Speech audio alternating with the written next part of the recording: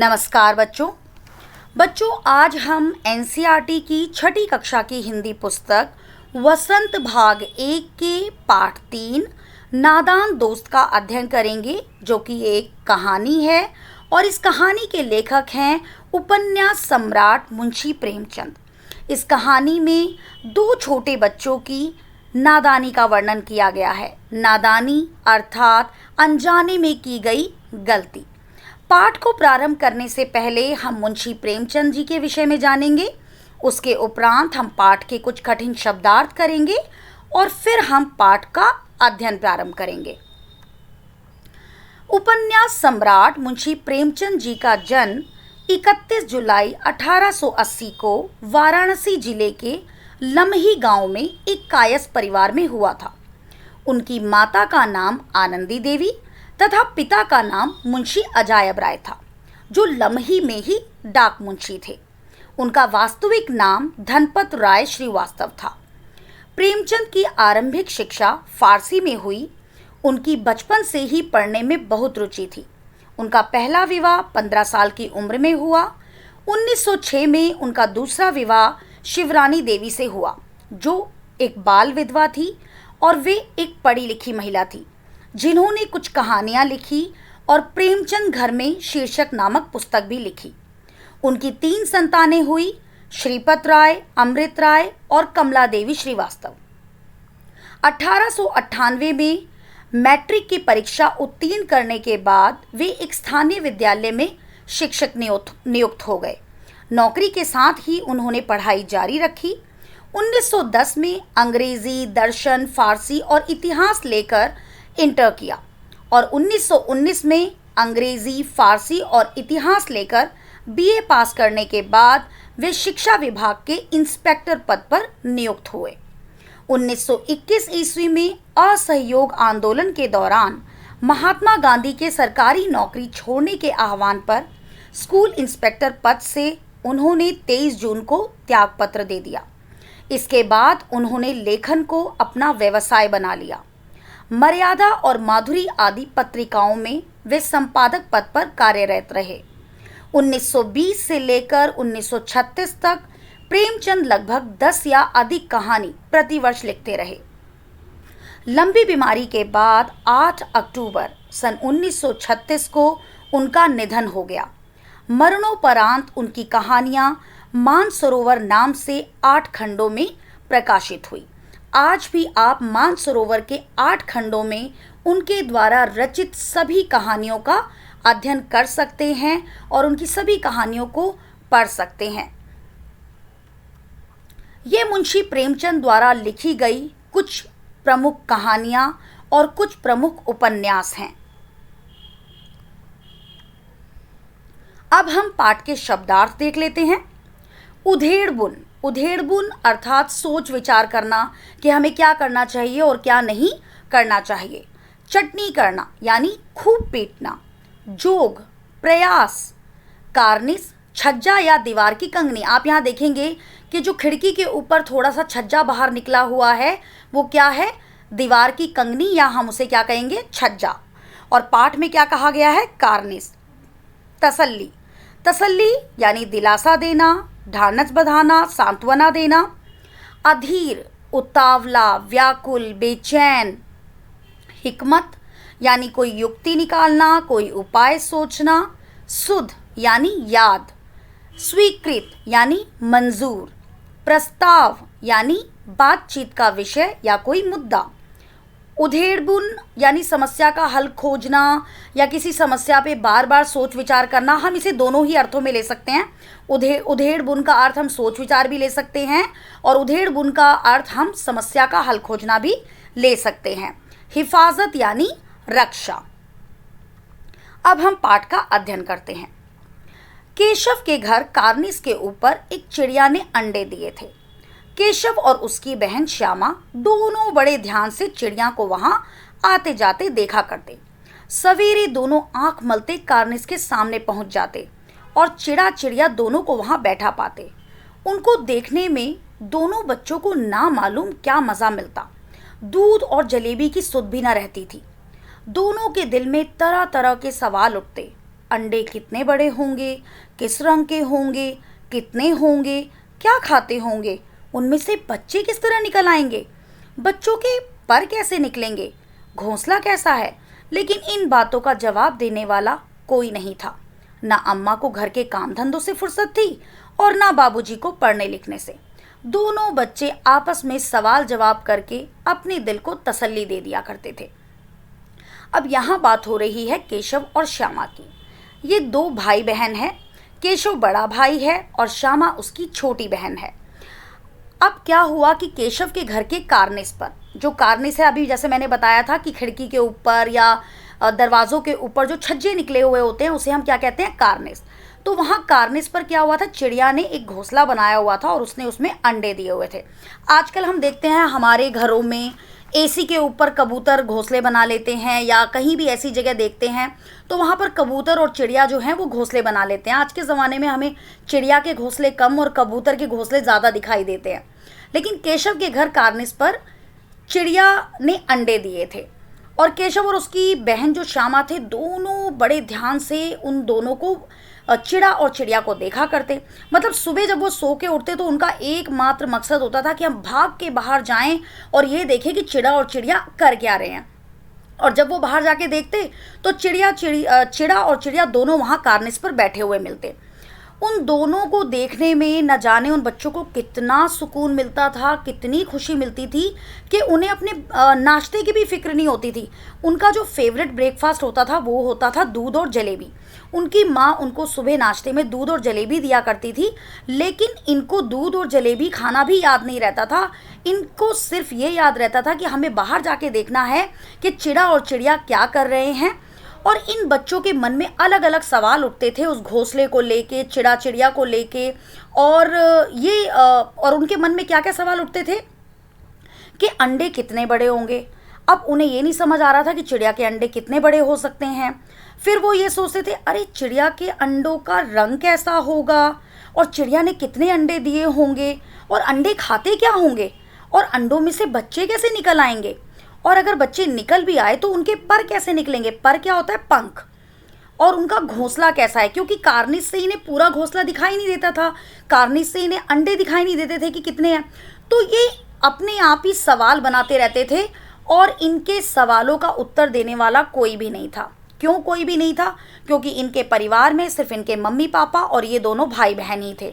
Mummy पूरा दिन घर के काम काज करती रहती थी और जो पिताजी थे वो अपने ऑफिस का काम करते रहते थे। अब दोनों बच्चे आपस में ही सवाल जवाब करके अपने दिल को तसल्ली दे दिया करते थे। अब क्या हुआ, दोनों अपने आप ही सवाल करते थे और अपने आप को तसल्ली देते। जैसे अब एक कहता था कितने अंडे होंगे, तो श्यामा कहती भैया शायद 3-4 होंगे। अच्छा घोंसला कैसा होगा, भैया वो जैसा हमने किताब में पढ़ा है ना वैसा होगा। तो ये बच्चे क्या करते थे कि ये आपस में ही सवाल जवाब करके अपने दिल को तसल्ली दे दिया करते थे, क्योंकि इनको ये था कि अगर हम मम्मी पापा से पूछेंगे तो पता नहीं वो हमें बताएंगे या नहीं बताएंगे। तो ये दोनों आपस में ही बातचीत करके अपने आप को तसल्ली देते थे। श्यामा कहती क्यों भैया, बच्चे निकलकर फुर से उड़ जाएंगे। अब श्यामा छोटी थी, उसे तो कुछ इतना पता नहीं था, तो वो क्योंकि भैया जो था वो थोड़ा बड़ा था, तो वो अपने भैया से क्या कहती थी कि भैया क्या बच्चे जब अंडे में से निकल जाएंगे तो क्या निकलते ही फुर से उड़ जाएंगे। केशव विद्वानों जैसे गर्व से कहता नहीं री पगली, पहले पर निकलेंगे, बगैर परों के बेचारे कैसे उड़ेंगे। और केशव सोचता कि मैं तो बड़ा हूं, तो मैं तो जो उत्तर दूंगा वो बिल्कुल सही होगा। तो विद्वानों जैसे बड़े गर्व से आंसर देता अपनी बहन को, अरे नहीं रे पागल, तुझे क्या इतना भी नहीं पता, पहले अंडे में से बच्चे निकलेंगे, उन बच्चों के फिर पंख आएंगे, फिर धीरे धीरे वो उड़ना सीखेंगे और फिर जब उनके पंख आ जाएंगे तो वो उड़ने लगेंगे। श्यामा बच्चों को क्या खिलाएगी बेचारी। और श्यामा ने कहा कि अच्छा फिर जब तक वो उड़ेंगे नहीं तो वो खाएंगे पिएंगे कैसे। तो श्यामा ने कहा कि फिर वो बच्चे तो बेचारे भूखे परेशान हो जाएंगे। केशव इस पेचीदा सवाल का जवाब कुछ ना दे सकता था। अब केशव भी कंफ्यूज हो गया, उसको भी समझ नहीं आया कि भाई अंडे खाना कैसे खाएंगे, चिड़ा और चिड़िया बेचारे दो ही हैं और पता नहीं ये अपने बेचारे बच्चों को खाना कैसे खिलाएंगे। तो केशव के पास भी इस सवाल का कोई जवाब नहीं था। इस तरह 3-4 दिन गुजर गए। दोनों बच्चों की जिज्ञासा दिन दिन बढ़ती जाती थी। अंडों को देखने के लिए वे अधीर हो उठते थे। उन्होंने अनुमान लगाया कि अब जरूर बच्चे निकल आए होंगे। बच्चों के चारे का सवाल अब उनके सामने आ खड़ा हुआ। अब 3-4 दिन बीत गए। अब इनकी रोज जिज्ञासा बढ़ती जा रही है। जिज्ञासा क्या होता है? जानने की इच्छा। इनकी जिज्ञासा रोज बढ़ती जा रही है। ये बहुत बेचैन हो चुके हैं ये देखने के लिए कि उस घोंसले में कितने अंडे हैं, और अब तो 2-3 दिन हो गए तो अंडों में से बच्चे तो निकल ही आए होंगे। अब इन्हें लगा कि अब अंडों में से बच्चे निकल गए होंगे और उनके पंख तो हैं नहीं, तो वो बेचारे क्या खाएंगे।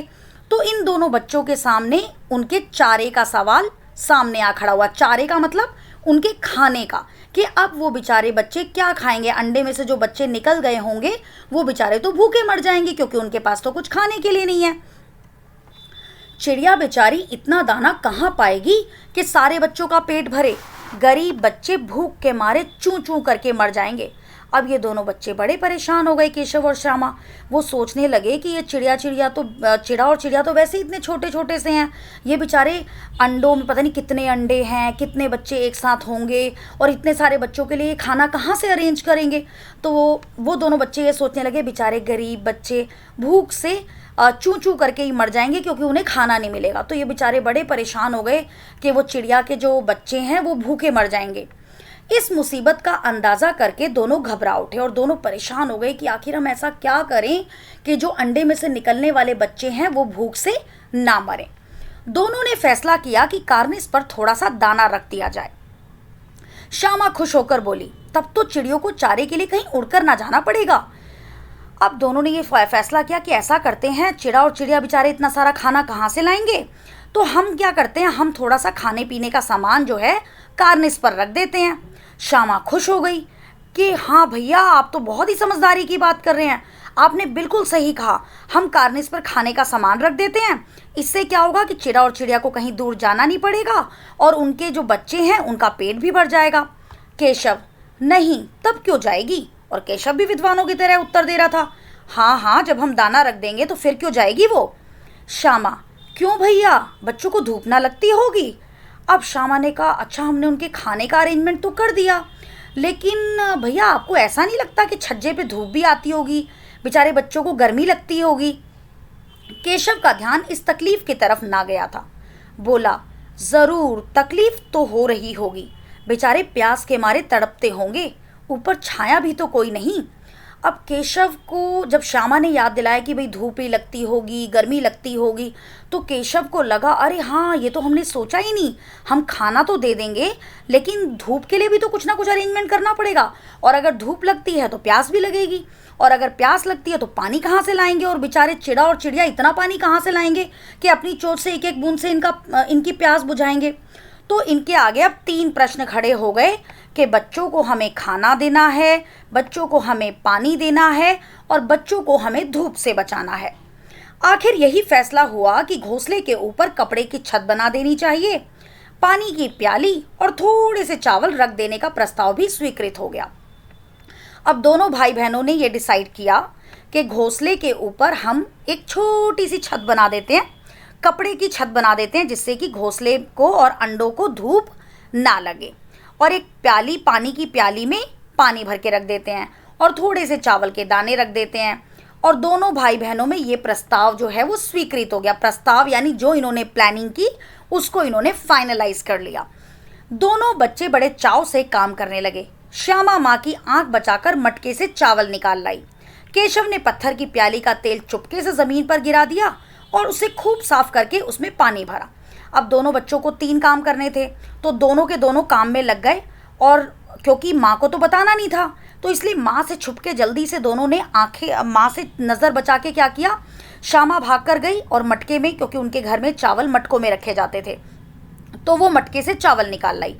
और केशव ने क्या किया कि अगर घर से कोई बर्तन लेंगे तो माँ को पता चल जाएगा, तो उनके घर में एक मिट्टी के पत्थर की प्याली में, जो मिट्टी की प्याली होती है उसमें तेल था। उसने क्या किया, तेल सारा फेंक दिया और उसको अच्छे से धो दिया और उस प्याली में पानी भर दिया और उसको खूब साफ करके उसमें पानी भर दिया।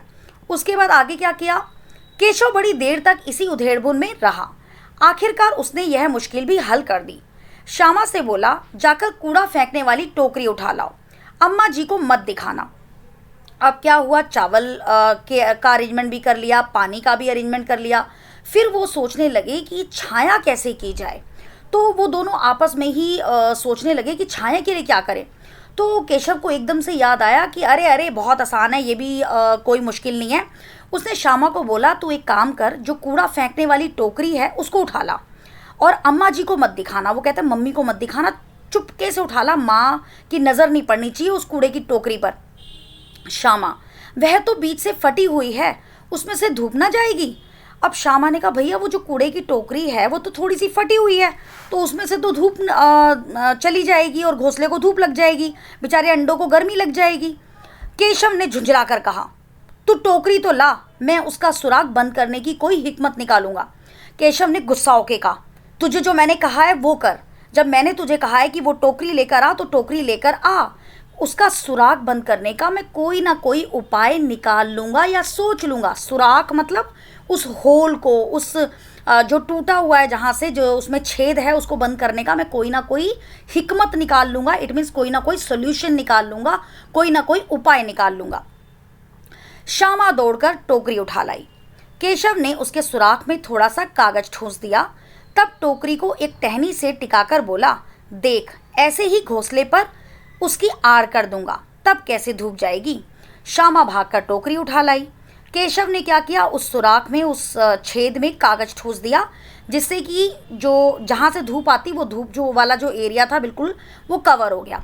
और उसने वहाँ पर एक टहनी से टिकाकर श्यामा को दिखाया कि श्यामा देखो जैसे ये टहनी से रुक गई है टोकरी, ऐसे ही हम घोंसले के ऊपर भी इस टोकरी को टिका देंगे और घोंसले को और अंडे को धूप नहीं लगेगी। श्यामा ने दिल में सोचा भैया कितने चालाक हैं, और श्यामा अपने दिल में सोचने लगी अरे मेरे भैया तो बड़े चालाक हैं, मेरे भैया के पास तो बहुत दिमाग है, वो तो हर मुसीबत का उपाय निकाल लेते हैं, हर परेशानी का हल निकाल लेते हैं। तो वो बड़ी इम्प्रेस्ड हो गई अपने भाई से। अब क्या हुआ, गर्मी के दिन थे, बाबूजी दफ्तर गए हुए थे, अम्मा दोनों बच्चों को कमरे में सुलाकर खुद सो गई थी, लेकिन बच्चों की आंखों में आज नींद कहाँ। अब क्या हुआ, गर्मियों के दिन थे, तो गर्मियों के दिन क्या थे, तो बाबूजी तो दफ्तर गए हुए थे, यानी इनके पापा जो थे वो ऑफिस गए हुए थे, और गर्मी की वजह से माँ ने इन दोनों को दिन में बाहर नहीं निकलने दिया। उन्होंने क्या किया, वो दोनों बच्चों को लेकर कमरे में सो रही थी और खुद भी सो रही थी और इन बच्चों को भी सुला रही थी। लेकिन ये बच्चे सोने की एक्टिंग कर रहे थे क्योंकि इनकी आंखों में तो नींद नहीं थी। इनकी आंखों में नींद क्यों नहीं थी, क्योंकि इन्होंने तो सोचा हुआ था कि जब माँ नहीं होगी या माँ सो रही होगी तो हम चुपचाप जाके कार्निस पर दाना रखाएंगे, पानी रखाएंगे और घोंसले के ऊपर छाया कराएंगे। अम्मा जी को बहलाने के लिए दोनों दम रोके आंखें बंद किए मौके का इंतज़ार कर रहे थे। अब अपनी माँ को ये सोच रहे थे कि माँ को पता ना चले, इसलिए जानबूझ के आँख बंद करके सोने की एक्टिंग कर रहे थे, और ये इस मौके की तलाश में थे कि माँ जैसे ही सोए ये दोनों उठकर बाहर आ जाएं। जो ही मालूम हुआ कि अम्मा जी अच्छी तरह से सो गई, दोनों चुपके से उठे और बहुत धीरे से दरवाजे की सिटकनी खोलकर बाहर निकल आए। अंडों की हिफाजत की तैयारियां होने लगी। अब क्या हुआ कि जैसे ही इन्हें पता चला कि भाई इन्होंने देखा कि माँ तो सो गई और माँ गहरी नींद में सो गई, तो चुपचाप से दोनों उठे, कमरे की सिटकनी यानी जो कमरे के बोल्ट होते हैं जो दरवाजे पे लगे होते हैं उसको धीरे से खोला और दोनों के दोनों बाहर निकल गए और दोनों तैयारी में जुट गए। और कौन सी तैयारी करनी थी, अंडों की हिफाजत, यानी अंडों को सेफ कैसे किया जाए। केशव कमरे से एक स्टूल उठा लाया, लेकिन जब उससे काम ना चला तो नहाने की चौकी लाकर स्टूल के नीचे रखी और डरते डरते स्टूल पर चढ़ गया। अब यहाँ आप चित्र देखेंगे कि एक स्टूल है और स्टूल के नीचे एक चौकी है। तो इन्होंने, अब इनका तो जो टारगेट था वो इन्हें अचीव करना था, तो केशव भागकर स्टूल ले आया, स्टूल यानी टेबल। अब टेबल जो थी वो ज़्यादा ऊंची नहीं थी, उसे लगा कि टेबल से वो कार्निस तक नहीं पहुंच सकता, तो उन्होंने क्या किया, जो बाथरूम में नहाने की चौकी थी ये वो भी उठा लाए। तो उन्होंने नीचे चौकी रखी, उसके ऊपर स्टूल रखा और डरते डरते वो स्टूल पर चढ़ गया, टेबल पर चढ़ गया और कार्निस तक पहुंच गया। श्यामा दोनों हाथों से स्टूल पकड़े हुए थी। स्टूल चारों टांगे बराबर ना होने के कारण जिस तरफ ज़्यादा दबाव पाता था जरा सा हिल जाता था। उस वक्त केशव को कितनी तकलीफ उठानी पड़ती थी यह उसका दिल ही जानता था।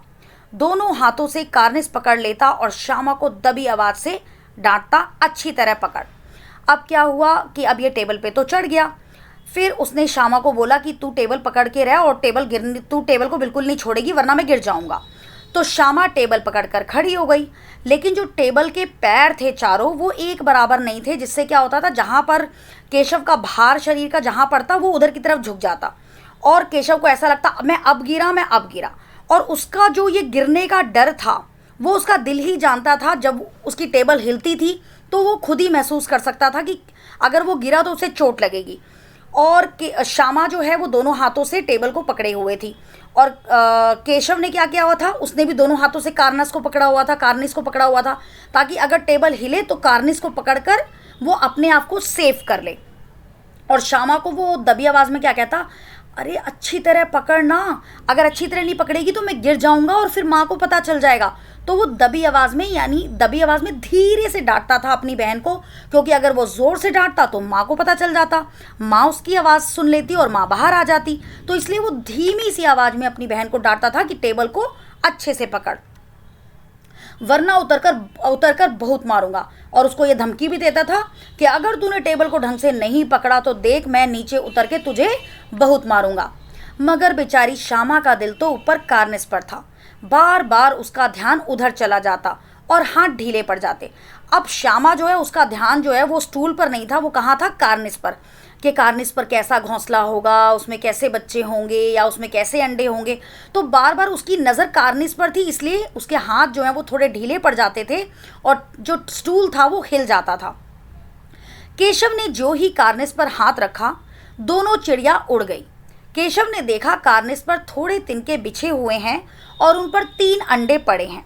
जैसे घोंसले उसने पेड़ों पर देखे थे वैसा कोई घोंसला नहीं है।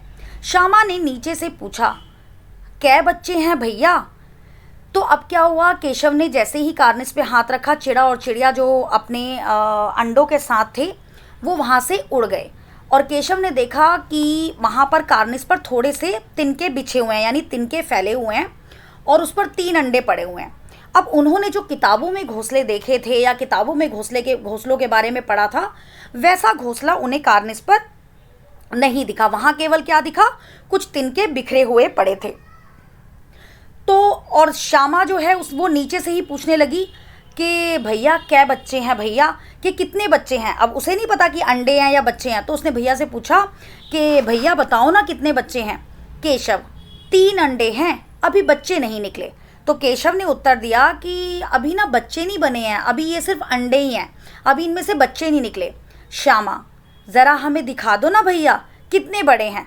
अब श्यामा बहुत एक्साइटेड है उन अंडों को देखने के लिए, तो वो अपने भाई से रिक्वेस्ट करने लगी कि भैया प्लीज़ मुझे भी दिखा दो ना, और कितने बड़े अंडे हैं। केशव, दिखा दूंगा, पहले ज़रा चिथड़े ले आ, नीचे बिछा दूँ, बेचारे अंडे तिनकों पर पड़े हैं। अब केशव ने कहा अरे दिखा दूंगा, सब्र रख।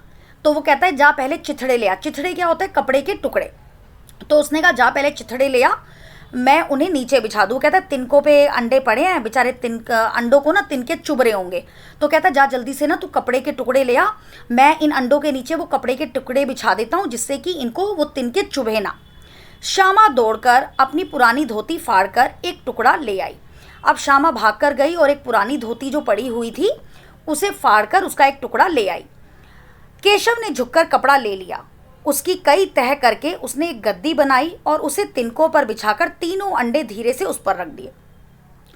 श्यामा दौड़कर पुरानी धोती का एक टुकड़ा ले आई और उसने केशव को दे दिया। केशव ने झुककर वो कपड़े का टुकड़ा लिया, उसको फोल्ड किया और फोल्ड कर करके उसे क्या बना दिया, एक गद्दी जैसा। इतना फोल्ड कर दिया कि वो एक गद्दी बन गया। और उसने क्या किया, उसने तिनकों पर उस गद्दी को बिछाया और उसके ऊपर 3 अंडे उठा के रख दिए कि अब अंडों को तिनके नहीं चुभेंगे, क्योंकि अब तो वो गद्दे पर बैठे हैं। जैसे हम लोग गद्दे पे बैठते हैं और हमें बड़ा आराम मिलता है गद्दे पे बैठ के। तो केशव को लगा चलो भाई अंडे तो मैंने अब गद्दे पे रख दिए, अब अंडों को आराम मिलेगा। श्यामा ने फिर कहा हमको भी दिखा दो भैया। और श्यामा फिर नीचे से अपने केशव को बोल रही है भैया प्लीज़ मुझे भी दिखा दो ना, मुझे भी दिखा दो ना। केशव, दिखा दूंगा, पहले जरा वह टोकरी दे दो, ऊपर छाया कर दूं। केशव ने कहा सब्र रखना, अभी काम तो करने थे पहले मुझे।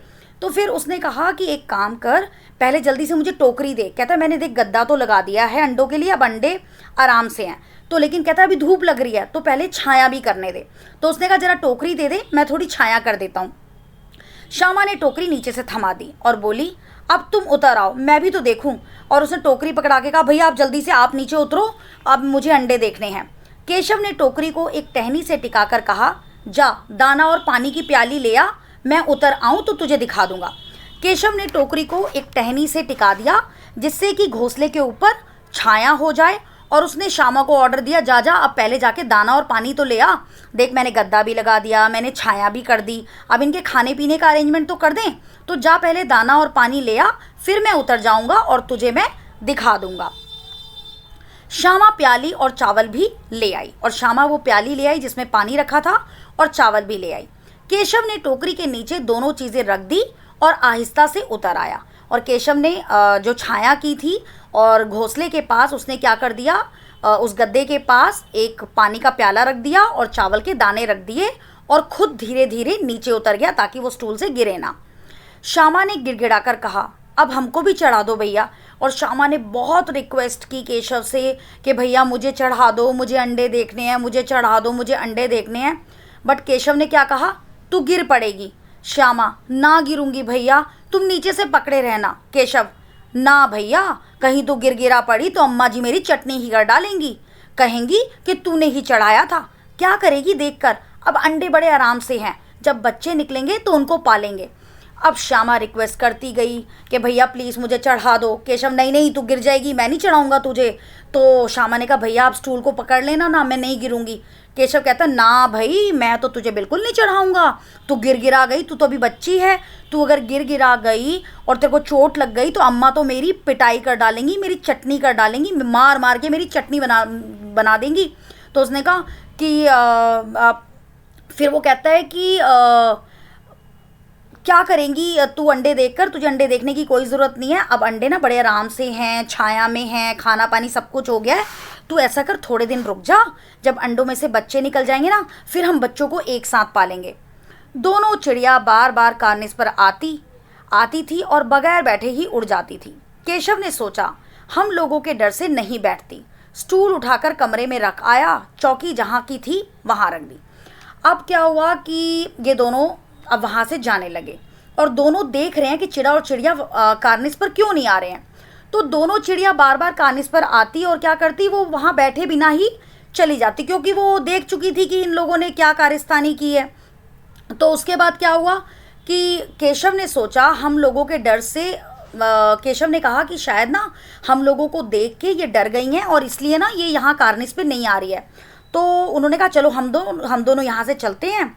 स्टूल उठाकर कमरे में रख दिया और चौकी जहाँ से बाथरूम से उठाई थी वहाँ रख दी। श्यामा ने आंखों में आंसू भरकर कहा, तुमने मुझे नहीं दिखाया, मैं अम्मा जी से कह दूंगी। श्यामा ने अब केशव को ब्लैकमेल करना शुरू कर दिया कि भैया मैं ना मम्मी को बता दूंगी कि तुमने आज ऐसे ऐसे काम किए हैं क्योंकि तुमने मुझे अंडे नहीं दिखाए। केशव, अम्मा जी से कहेगी तो बहुत मारूंगा, कहे देता हूँ। और वो धमकाने लगा, अच्छा तू मम्मी को बताएगी तो देख ले, तेरे को इतना मारूंगा ना कि तुझे नानी याद आ जाएगी। श्यामा, तो तुमने मुझे दिखाया क्यों नहीं। केशव, और गिर पड़ती तो चार सर ना हो जाते। श्यामा, हो जाते तो हो जाते, देख लेना मैं कह दूंगी। अब दोनों भाई बहनों में लड़ाई हो गई कि भाई तूने मुझे अंडे नहीं दिखाए। वो कहता अच्छा तू गिर जाती, तेरा सिर विर फूट जाता। तो श्यामा कहती है फूट जाता तो फूट जाता, लेकिन तुमने मुझे अंडे क्यों नहीं दिखाए। अब तो मैं मम्मी को पक्का बताऊंगी कि तुमने अंडों के साथ ये काम किया है। इतने में कोठरी का दरवाज़ा खुला और माँ ने धूप से आंखों को बचाते हुए कहा, तुम दोनों बाहर कब निकल आए। मैंने कहा ना था कि दोपहर को ना निकलना, किसने किवाड़ खोला। अब एकदम से कमरे का दरवाज़ा खुला और धूप बहुत तेज़ थी बाहर, तो माँ आंखों को बचाते हुए बाहर आई और बोली कि तुम दोनों बाहर कैसे आ गए, और मैंने कहा था कि दोपहर में बाहर नहीं निकलना, तुम दोनों ने दरवाज़ा कैसे खोल लिया। किवाड़ केशव ने खोला था, लेकिन श्यामा ने माँ से यह बात नहीं कही। अब दरवाज़ा केशव ने खोला था, लेकिन श्यामा भी बाहर है, तो श्यामा को डर है कि मुझे भी डांटना पड़ जाए, तो इसलिए उसने माँ को नहीं बताया कि दरवाज़ा केशव ने खोला था। उसे डर लगा कि भैया पिट जाएंगे, उसे ये था कि भैया फालतू में पिट जाएंगे और कहीं मैं भी ना पिट जाऊँ। तो केशव दिल में काँप रहा था कि कहीं श्यामा कह ना दे, अंडे ना दिखाए थे। इससे अब उसको श्यामा पर विश्वास ना था। श्यामा सिर्फ मोहब्बत के मारे चुप थी, या इस कसूर में हिस्सेदार होने की वजह से, इसका फैसला नहीं किया जा सकता। शायद दोनों ही बातें थी।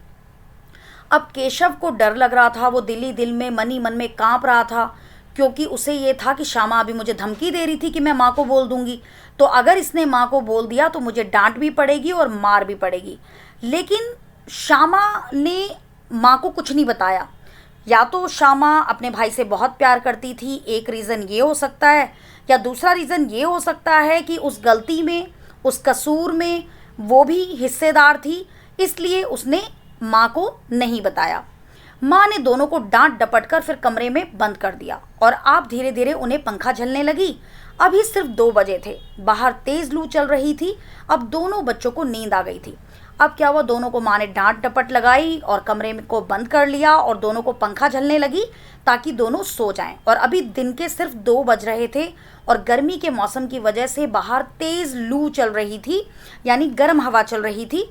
और अब बच्चे इतनी मेहनत करके आए थे तो दोनों को बहुत जल्दी नींद आ गई और दोनों बच्चे सो गए। 4 बजे यकायक श्यामा की नींद खुली। किवाड़ खुले हुए थे। वह दौड़ी हुई कार्निस के पास आई और ऊपर की तरफ ताकने लगी। टोकरी का तो पता ना था, संयोग से उसकी नज़र नीचे गई और वह उल्टे पांव दौड़ती हुई कमरे में जाकर जोर से बोली, भैया अंडे तो नीचे पड़े हैं, बच्चे उड़ गए। अब 4 बजे जब श्यामा की नींद खुली, 2 घंटे ये सो गए बच्चे, और 2 घंटे बाद यानी शाम के 4 बजे जब उसकी नींद खुली अचानक से, तो उसने देखा कि दरवाज़ा खुला हुआ है। तो भाग कर वो कार्निस के पास गई और वहाँ ऊपर देखने लगी। तो उसने क्या देखा कि टोकरी का तो अता पता ठिकाना नहीं है, यानी वो जिस टोकरी से उन्होंने छाया की थी वो टोकरी तो वहाँ थी ही नहीं। और अचानक से उसकी नज़र ज़मीन पर पड़ी। तो ज़मीन पर उसने क्या देखा कि अंडे जो हैं वो टूटे हुए पड़े हैं और वो उल्टे पैर जो है वो भाग कर गई कमरे में और केशव को जगाने लगी कि भैया देखो अंडे फूट गए और उसमें से बच्चे निकल गए और उड़ के भी भाग गए। केशव घबराकर उठा और दौड़ा हुआ बाहर आया तो क्या देखता है कि तीनों अंडे नीचे टूटे पड़े हैं और उनसे कोई चूने की सी चीज़ बाहर निकल आई है। पानी की प्याली भी एक तरफ टूटी पड़ी है। अब केशव को समझ नहीं आया कि मैं अभी तो अंडे रख कर आया था, 2 घंटे में बच्चे कैसे हो गए।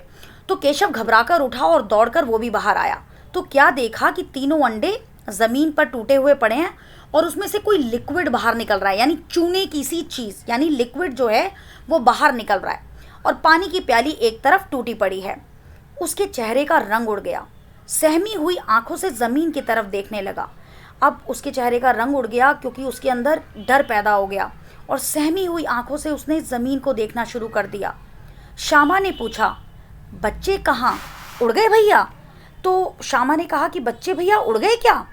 केशव ने करुण स्वर में कहा, अंडे तो फूट गए। और केशव ने रोनी सी आवाज़ में, करुण स्वर में, बड़ी दर्द भरी आवाज़ में कहा, नहीं बच्चे नहीं, बच्चे तो निकले ही नहीं, अंडे तो फूट गए। श्यामा, और बच्चे कहाँ गए? केशव, तेरे सर में, देखती नहीं है अंडों में से उजला उजला पानी निकल आया है, वही तो 2-4 दिनों में बच्चे बन जाते।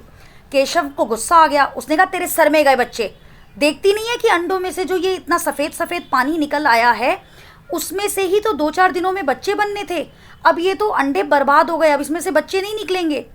माँ ने सोटी हाथ में लिए हुए पूछा, तुम दोनों वहाँ धूप में क्या कर रहे हो?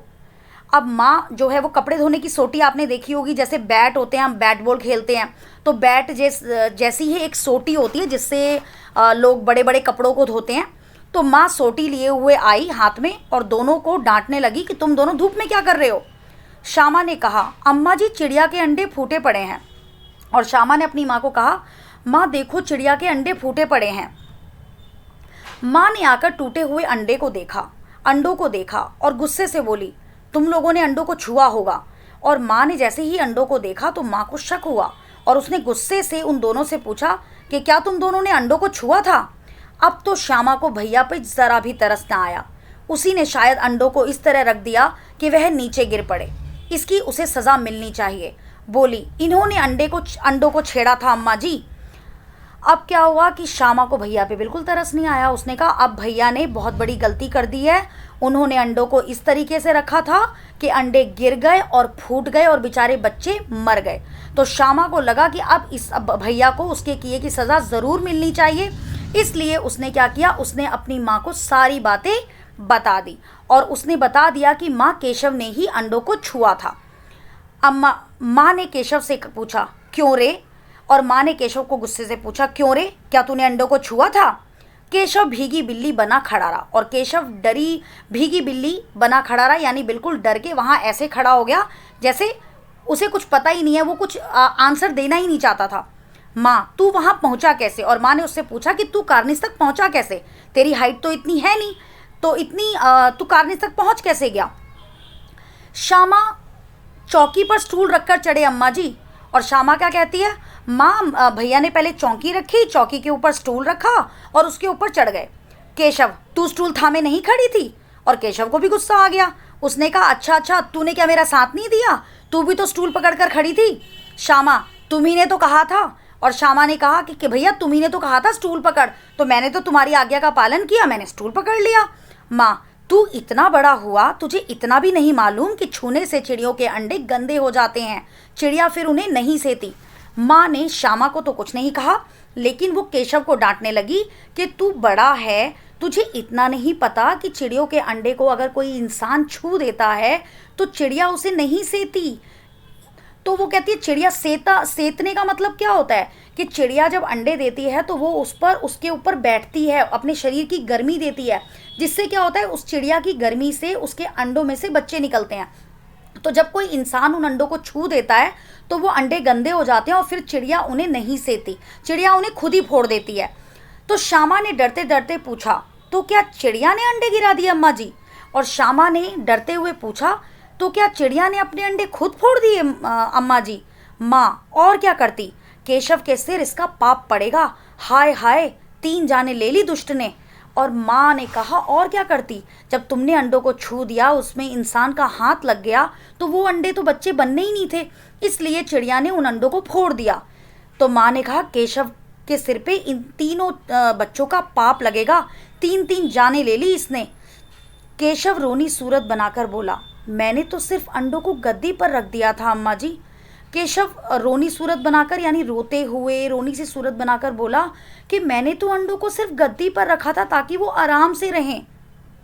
माँ को हंसी आ गई, मगर केशव को कई दिनों तक अपनी गलती पर अफसोस होता रहा। माँ को हंसी आ गई कि ये इतने बड़े बेवकूफ़ हैं कि इन्होंने अंडों को उठाकर गद्दे पर रख दिया।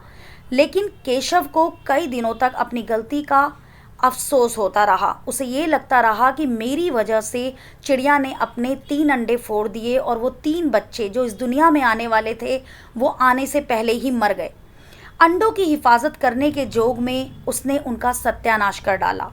इसे याद कर वह कभी कभी रो पड़ता था और उसे ये लगा कि मैं तो अंडों की रक्षा करना चाहता था और अंडों की रक्षा करने के चक्कर में मुझसे तो उसका सत्यानाश ही हो गया, मुझसे तो वो अंडे नष्ट ही हो गए। सत्यानाश हो जाना यानी नष्ट होना, बर्बाद होना, मतलब मैं उनकी रक्षा करना चाहता था, लेकिन मेरी एक गलती की वजह से वो अंडे जो हैं वो नष्ट हो गए। इसे याद करके वो कभी कभी रो पड़ता। जब उसे याद आता कि मैंने इतनी बड़ी गलती की है, वो अपने आंसुओं को रोक नहीं पाता था।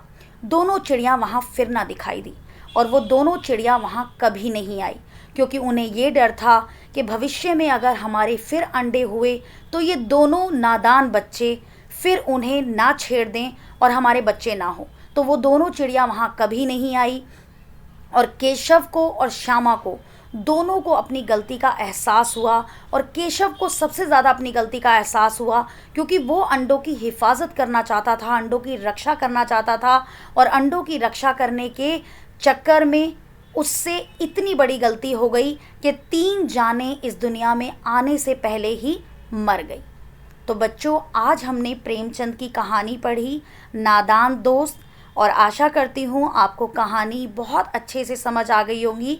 प्रेमचंद की जो कहानियाँ होती हैं वो हमारे दिल को छू जाती हैं। अगर आप प्रेमचंद की कहानियों को पढ़ना शुरू करें तो आप अगर एक कहानी को पढ़ना शुरू करेंगे तो जब तक उस कहानी को अंत तक नहीं पढ़ लेंगे तब तक आपका मन नहीं मानेगा उस कहानी को छोड़ने का। प्रेमचंद की कहानियों में इतने इमोशंस हैं, इतनी फीलिंग्स हैं कि वो कहानियाँ पढ़े बिना कोई भी, पूरी कहानी पढ़े बिना कोई भी इंसान नहीं रह सकता। धन्यवाद।